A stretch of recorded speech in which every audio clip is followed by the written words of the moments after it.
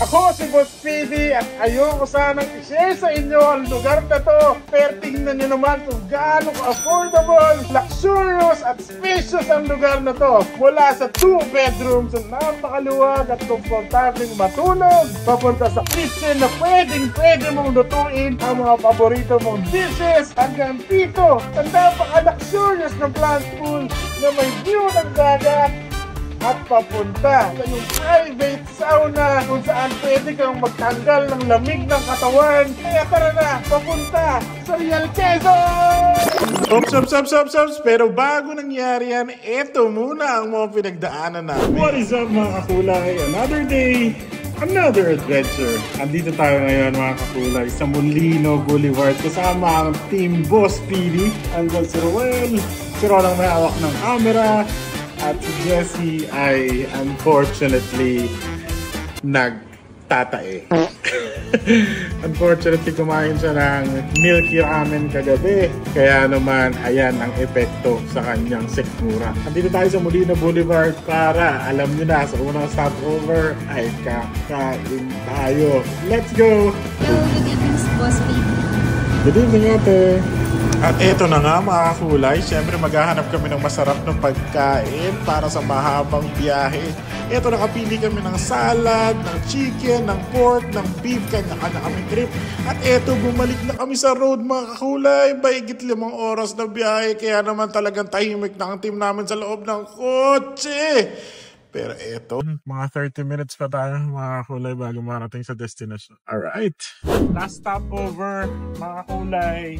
Less than 5 minutes na lang yung travel natin. Nandun na tayo sa ating destination. Bibili lang tayo ng mga necessities like tubig, siyempre konting alak, saka mga kung ano pa, mga itlog na maroon. Hindi itlog na palang maroon.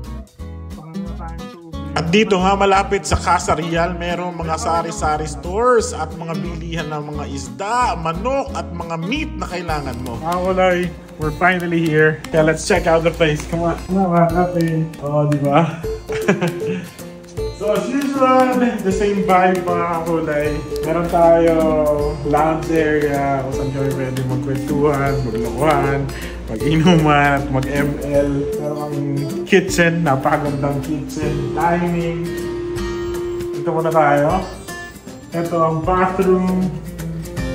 At ito ang napaka-spacious at napakagandang bedroom ni Ron at ni Jessie Boy. Isa sila dyan na pamilya. Dito si Jessie, dito si Ron, or bahala sila. Lamig. And then mga kulay, dito naman tayo sa kabila. Ito naman ang bedroom namin. Mga kulay, this is a very nice bedroom. Solid na solid talaga.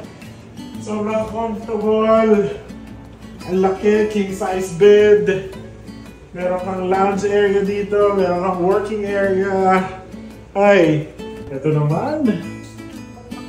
Napakagandang bathroom ng side na to. I'm so impressed mga kulay. Legit yung saya ko. So impressed. Tingnan nyo naman yung bathroom. Ang ganda. Ang ganda talaga. Love this. At syempre, ito na nga, hindi natin papayagan, hindi natin masubukan ang outdoor shower area na to. Sayang naman ang pagiging luxurious niya kung talagang display lang yan dyan, mga kulay. And check out natin yung place sa labas, mga kulay. Ayan, ang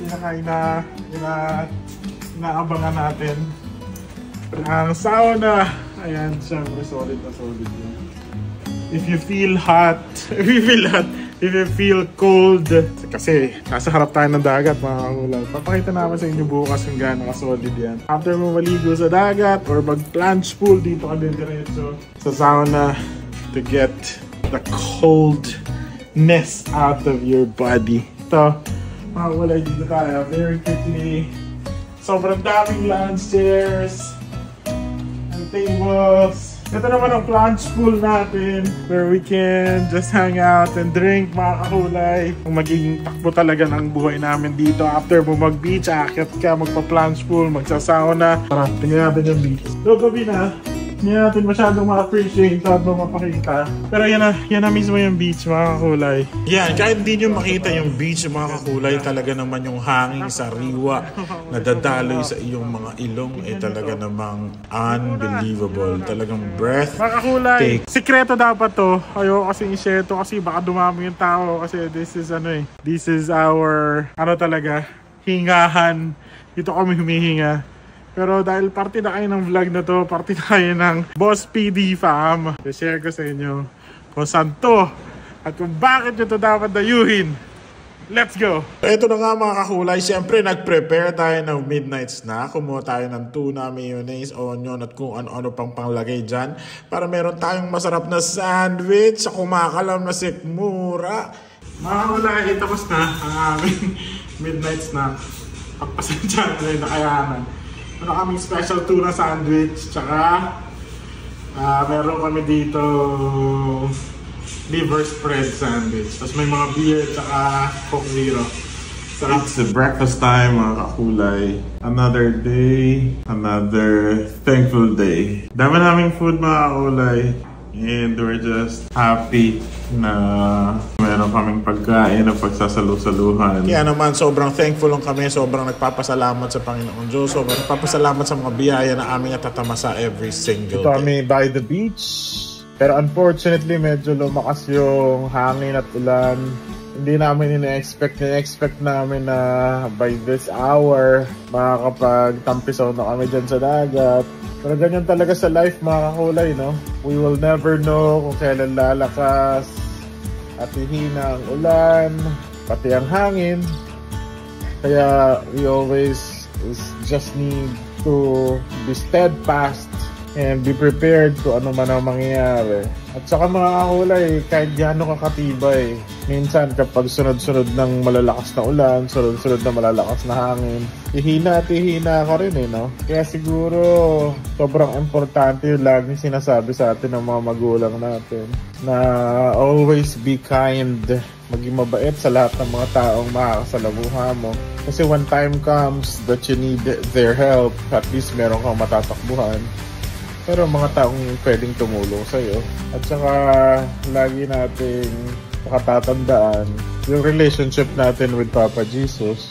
Para kahit anumang lakas ng hangin o ng ulan, there's always that supreme being protecting you, guiding you, and being by your side. Yun lang, random thoughts habang nagduduyan dito sa dagat. At eto na nga mga kakulay, syempre hindi pwedeng hindi natin i-maximize at i-experience ang amenities. Maglalaro kami ng dart ngayon kasi nga medyo maulan. Papalipas muna kami ng oras. Actually dapat ang agenda namin ngayon, magpa-plunge pool yan, may plunge pool dyan sa dulo. Or i-enjoy namin yung natural swimming pool. Kasi mga kakulay, gumawa sila dito ng natural pool. Kita niyo yan? Yun o. Yung square na yun, yan, nakikita niyo yan. Yan. Swimming pool yan, napupuno yan ng tubig. Pwede kami maglamay-lamay dyan.